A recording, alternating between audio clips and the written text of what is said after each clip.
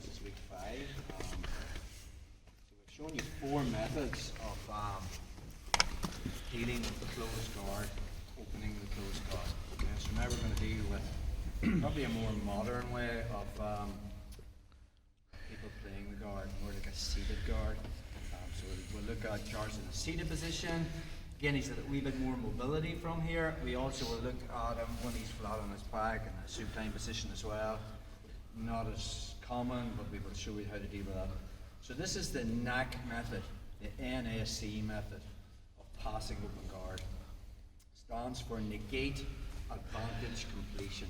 Again, this is how the Danaher Death Squad initiate the guard pass. The problem is basically getting from this position into a guard passing position. Right, we've already addressed the 5 main steps we want to be thinking about. Again, I don't want to be getting Carl on his back, making grips. If the sole of his feet are facing me and his knees, he's going to be making a connection with him. Notice the way when the match starts from this position, Carl has no connection. So that's step 1 out of the way. I don't want him making any connection. I just don't want his feet pointing at me.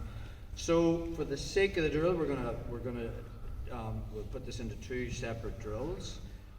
First thing I'm thinking about is getting Carl's back to the mat.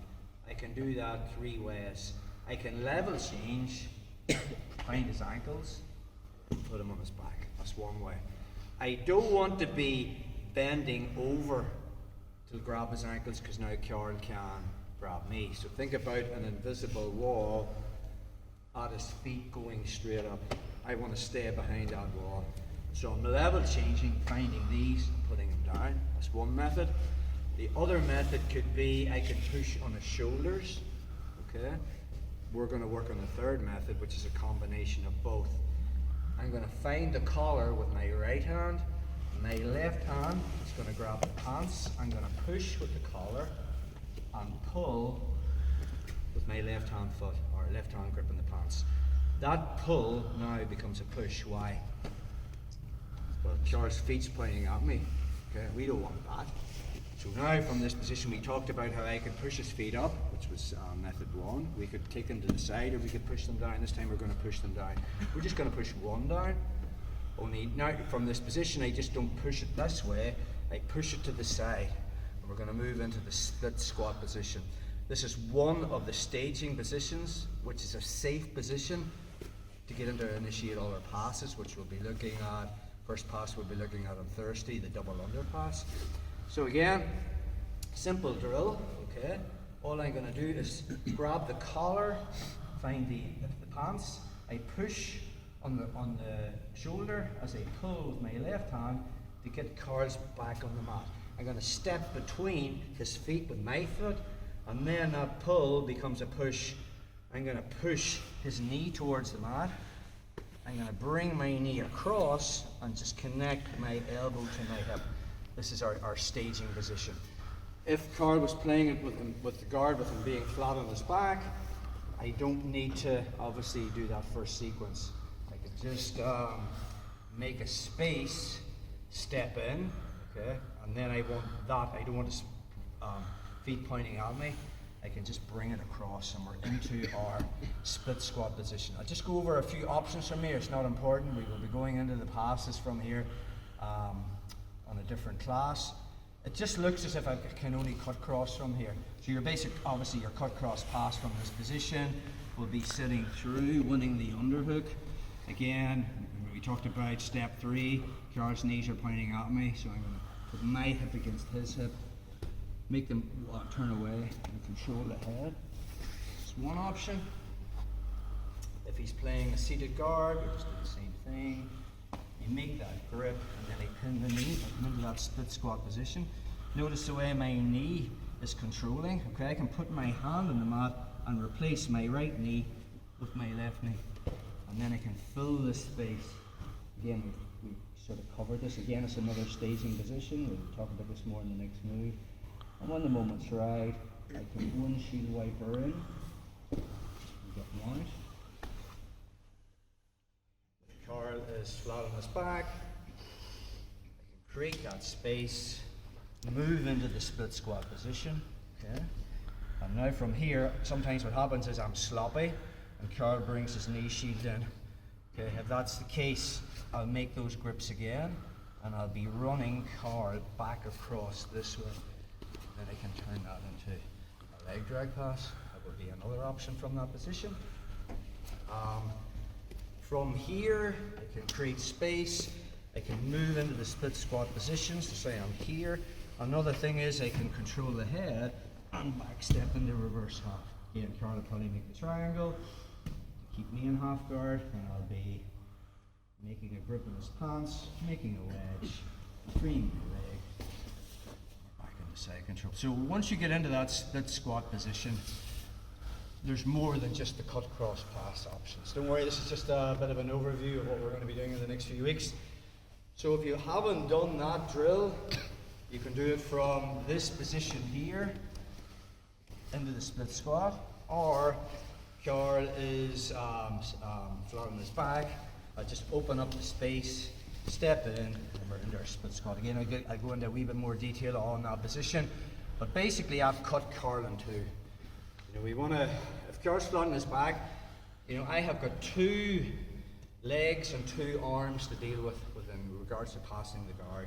The minute I get Carl into the split squat position, basically his right leg is out of the picture. If I make a connection with my elbow to my hip, also his left leg's out of the picture as well. So it just means I'm dealing with less limbs. Does that make sense? So you can have a go with that. Most of you probably know that. The other thing we want to be talking about is moving side to side on the pass. So just linking it to what we already did. You can do it from the close guard if you want. We've already talked about making wedges. Method 1, again from that position, we come up, all the stuff we've done before, and I get into the bullfight pass position. So we're here, okay? Now normally what happens is, obviously I don't want Carl's feet pointing at me, so I'm going to cut that angle. Now I don't want his knees pointing at me, so I'm going to start shelving this way. And if Carl does nothing, I'll just spike him with my shoulder and corral the hips. We already addressed this last time. But life isn't that easy. What's going to happen is when I make those grips, cut the angle, Carl's got frames. Okay, the minute I start to occupy that space, Carl is going to connect his elbows to his knees, and as I try to fill that space, he is going to frame. Notice the way he can carry my whole weight here. When Carl turns into a ball, a weakling like Carl even becomes strong, okay, because he's just massively in a strong position when he's tucked like this, okay. So we want to have this ability, the minute they frame, we pass to the other side. And you want that ability, just to be able to, the minute he frames, if I'm trying to pass to Carl's right hand side, I immediately switch to the left. The reason we do this is because Carl can only frame to one side. He is weak at framing to the other side. We'll talk about that in a minute. So we just take it from those bullfight pass grips. Okay. So again, I cut an angle here. I don't want his feet pointing at me. I start to shelve with his knee. Notice the way Carl's on his right hand side. I start to fill the space to go for the spike. Alright. Now what Carl wants to do from here is he'll frame so I can't get connection with my chest on his chest. More than likely from here he's going to switch positions. Let's just say Carl grips and starts to work your bullfight pass, and he's here. So why am I framing? Okay, I want to keep Carl's weight off me. Now watch what I do with my back leg. Sorry, my leg that's closest to Carl. I'm going to start bringing it inside towards his hip, and then I'll bring this leg over and put it on Carl. So as he tries to get close again, I can just turn to face him. And what's guard retention? It's actually the opposite of guard passing. You know, I want, Carl doesn't want my feet pointing at him. He doesn't want my knees pointing at him. He doesn't want, I don't want him controlling my hips. I want my feet pointing at him. I want my knees pointing at him. So the minute he controls that space, I just make wedges. Notice the way I've connected my knees to my elbows. As he walks that way, look, I'll just bring my foot in towards his hip. My left leg comes over. Car tries to get close to me now. I'm facing him again. You could put this into a drill where we're just constantly moving from side to side. But with regards to passing, we want to, the minute he throws that leg over, I'm making the leg drag from the other side. So from our position, we're here. I just cut that angle. Okay? I start to smear this and I start to put pressure on Car. He wants to bring that leg over, and now when he throws that leg over, I just push it this way. Okay, does that make sense? Think about framing, watch. The minute I get to here and Car frames, stay there, bro. Notice the way he's on his right hand side. Stay. If I move to here, frame now, he has to turn to face me. Does that make sense? I mean, if he stupidly tries to frame from there, he's giving me the arm bar. So think about, I have him in the chiropractor's position, where his knees are this way and Car's trying to push me away here. Does that make sense? So, putting that into the drill, we're here, cut the angle, Car frames. If he doesn't throw the leg over, I just push and I'm passing to this side. Notice the way he's on the side, which means the back is possibly there. Again, one more time on that. So, I've made grips, I've cut the angle, I've started to shove, I want to fill that space. Now Car's framing on that side. Notice the way he's on his right hand side. So from there I just push his knee and move this way. And again, if he's on the side, I can take the back. If I'm late, I make my grips, I cut the angle, I start to shove. Car's already bringing this foot in and then he throws the leg over. The minute he throws the leg over, I just stuff it around the back again. That makes sense? That's the second drill. First drill again, for those that aren't familiar with it, just sit up, bro. Seated position.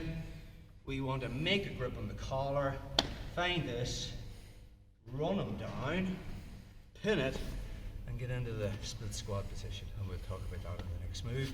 I can also do it from the supine position, here, and run it again, or our side to side drill. We're in this position, cut the angle, I start to shove, Car's framing. All I'm really doing is pushing this, moving around